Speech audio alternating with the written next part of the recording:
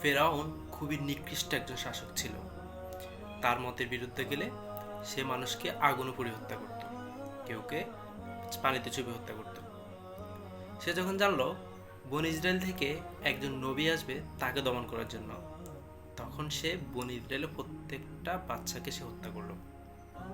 শিশু মুসা আলাইসাল্লামের মা তখন ভীত হয়ে গিয়েছিলেন যে কিভাবে ফেরাউনের হাত থেকে তার বাচ্চাকে বাঁচাবেন। তাই তিনি আল্লাহর নির্দেশে মুসা আলাইসাল্লামকে বাক্স করে নদীতে ভাসিয়ে দিলেন। আর আল্লাহ সুবহানাহু ওয়া তাআলা ওই বাচ্চাকে রক্ষা করেছিলেন, মুসা আলাইসাল্লামকে রক্ষা করেছিলেন এবং ফেরাউনের ঘরে লালন পালন করেছিলেন।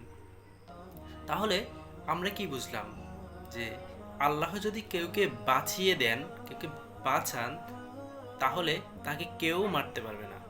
আর যদি মানুষের হায়াত ফুরিয়ে যায়, তাহলে পুরো পৃথিবীর সকল শক্তি দিয়েও মানুষকে বাঁচিয়ে রাখা সম্ভব না। তাই সবসময় আল্লাহকে ভয় করতে হবে।